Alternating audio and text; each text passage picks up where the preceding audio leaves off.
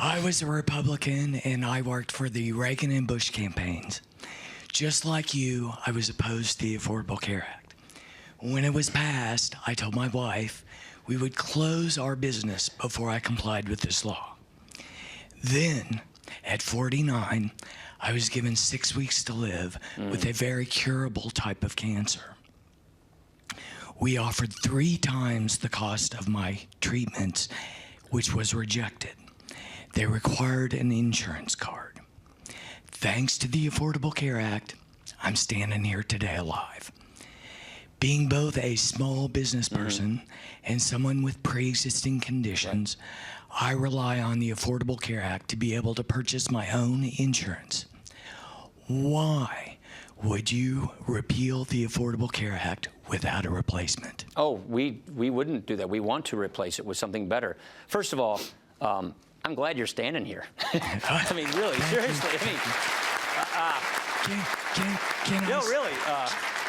Can I say one thing? I hate to interrupt you. Can Yeah. I say one thing?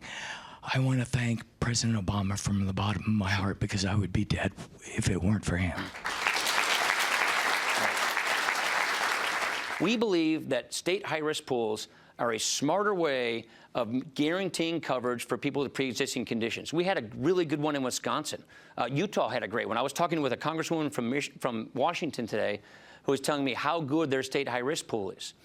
What I mean when I say this is about 8% of all the people under 65 have that kind of pre-existing condition. My mother-in-law, cancer, she had melanoma in her 20s, breast cancer in her 50s, ovarian cancer in her 60s. People just have these things.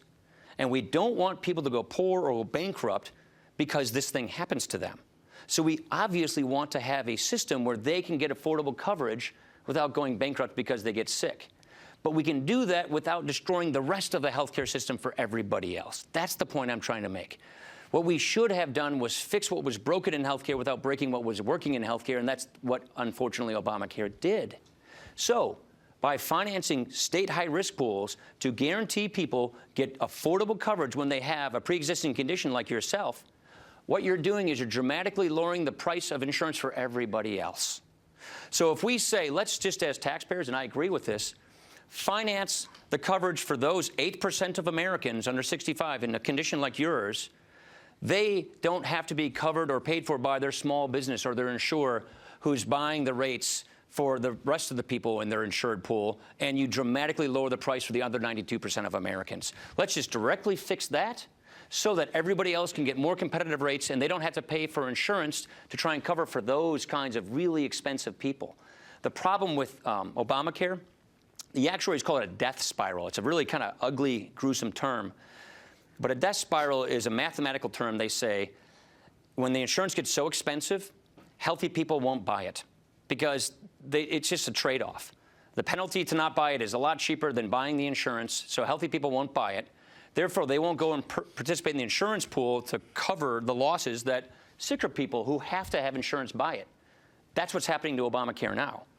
So you have unhealthy people more buying it, healthy people not buying it, and that is why the rates are going up so much. That's why all the insurers are pulling out. Biggest health insurance company in the country last year, United, pulled out of Obamacare. Aetna pulled out of Obamacare. Humana pulled out of Obamacare. As I mentioned, 5 states now are down to 1 insurer. Over 1,000 counties in America are down to 1 insurer, and they're all getting double-digit premium increases because they have a monopoly. So clearly that's not working. And we see the worst is yet to come. The insurers are telling us they're going to pull out of whole states now.